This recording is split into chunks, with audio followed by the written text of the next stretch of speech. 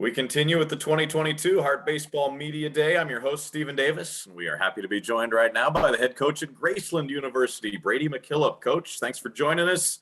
How you doing today? Hey, doing well. Thanks for having me. No problem. How excited are you and your staff and team to get this season underway finally? Extremely excited. You always anticipate opening day and getting things going. If the weather would just cooperate a little bit more than what it's doing here in the Midwest.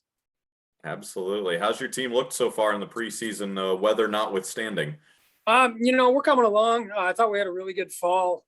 We had a big recruiting class, 27 new players into the program. Really added a ton of depth for us this year. Now, I will say we're young. 20 of those were freshmen. So we're young, we're talented. It's a matter of them realizing they've had a semester of practice and weight training and conditioning that they're not considered freshmen anymore. It's time to go play baseball. Absolutely. Now, you're not only the head baseball coach at Graceland, you're also the athletic director, and it's your alma mater.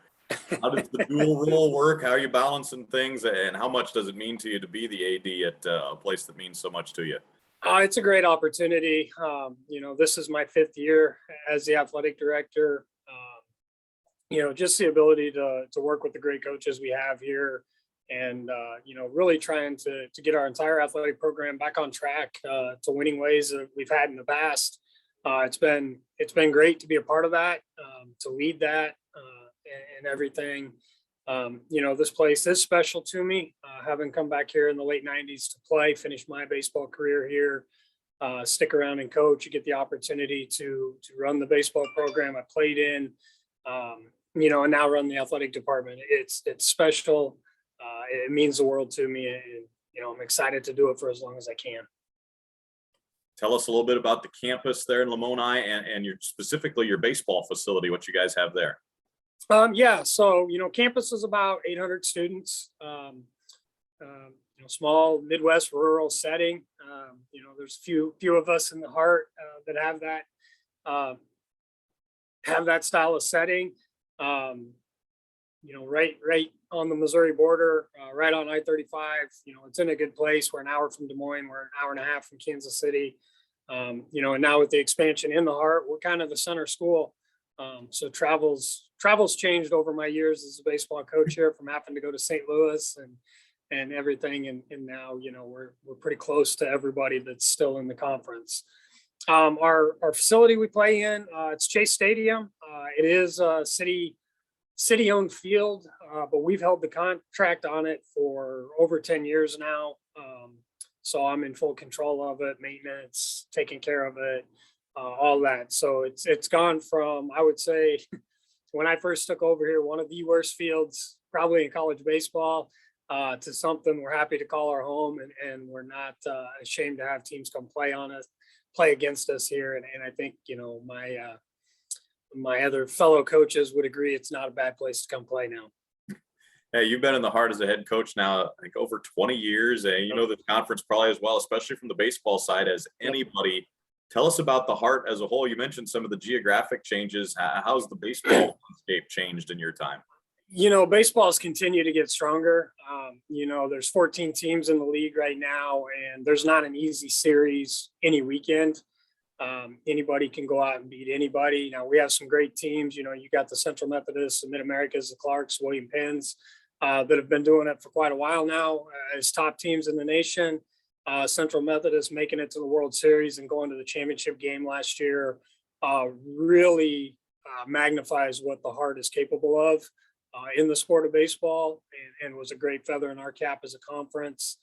And I actually see the heart being even stronger this year with the teams that are in there to, potentially punch their ticket to Lewiston. But in 20 years, it's changed so much. The landscape's changed, but the level of baseball has done nothing but grow and get better over those 20 years. And I think that's what it's going to continue to do. All right, let's talk about your team this year for the Yellowjackets. So we'll start on the mound. Who are some pitchers that you need to step up and throw some good innings for you? So our best guy returning, senior by the name of Cody Ferguson. He went for us last year, really in his first starting role for us. not an overpowering guy. Everything he throws moves, but he commands a strike zone with 3-4 different pitches.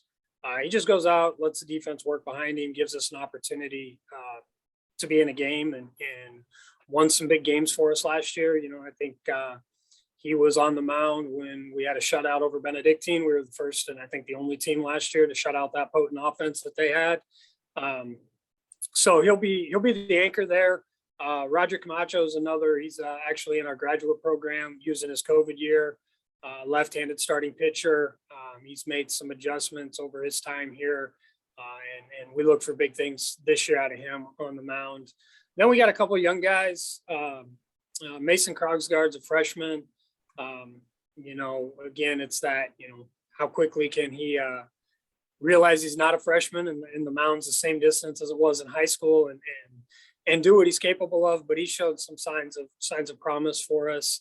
But probably with the depth of our bullpen is probably where we've improved the most in that recruiting class. We've got 4 or 5 guys that we feel, if we need to middle innings, keep a game close or hold the lead for us, we have guys that can do that.